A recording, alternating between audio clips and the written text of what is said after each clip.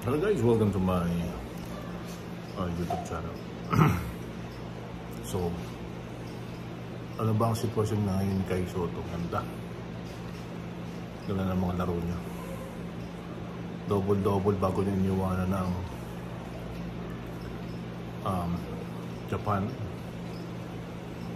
Double-double means mayroon siyang points and rebounds. Tapos maganda pinakita niya sa FIBA Asia. So, yung future napaka-bright.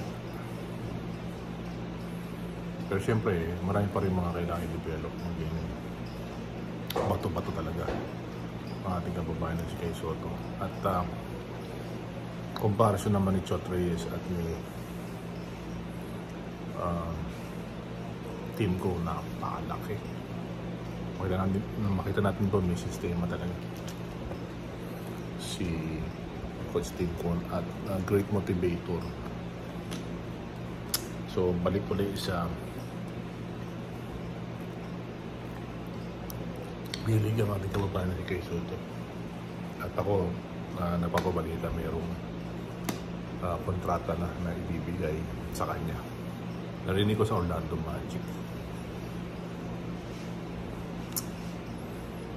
So kung ma-develop niya yun at magiging consistent at maging ace na player siya at fit sa kanya, especially sa sistema ng isang coach para isa sa isang modern big man,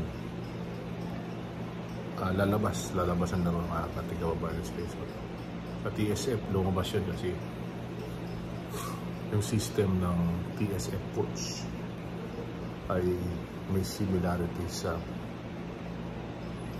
coaching sa pangunguna ni Coach Tim Con.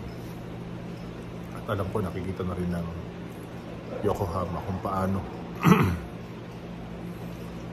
gagamitin ang isang Kay Soto sa kanilang team. So tuloy lang natin at talagang makikita natin yung lakas ng isang Kay Soto. May develop niya lalo yung shooting, yung passing, maging consistent para malayo pitch. At yung move niya nung pinakita niya sa field sport, ganun dapat. Talagang hindi lang niya mapakita yun dahil sa mas maliit sa kanya yung kalaban or sabihin natin hindi ganun kalakas. Mapakita rin niya dun sa much stronger player na he can really make it. Tapos pag naging consistent na yun, wala na, lilipad na siya. Kasi ang NBA team naman saka mga owner, pag nakita nila na malakas yung player na yun, mag-i-invest sila at syempre bibigyan naman nila ng magandang kontrata sa hinaharap. Kaya tumatagal din ng mga NBA player katulad nila LeBron James, since war is still in the contra kasi nag-i-invest siya ng millions of dollars para palakasin yung katawan niya kahit na siya ay matanda, pero nadun pa rin yung galing ng isang LeBron James. Kasi siyempre yung unang step, makatuntong sa NBA at mapatunayan na niya na siya ay karapat-dapat sa level ng mga elite. Kasi once in a blue moon na makapasok sa NBA ang isang Asian. Nandiyan si Yao Ming, si Baba ng Japan at marami pang iba, si Hakamura,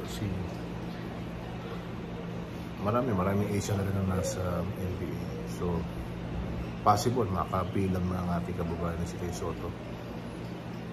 And for sure this coming NBA selection sa 2024 by July, so, patuloy natin panalangin ng ating kababayan na si Kay Soto at marami ang nag-aabang sa kanya, lalo na ang Ronald My Love Channel, Kaiju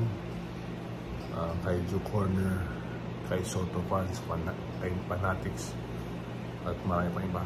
Hindi lang ang mga fans ng mga Pilipino sa Pilipinas kundi siyempre proud Pinoy tayo na mapasok ang ating kababayan na si Quezon. Nababalita may 10 days contract, mayroong 2-way contract at meron yata 2 years na magbibigay ng kontrata para sa Orlando Magic yata or sa Dallas.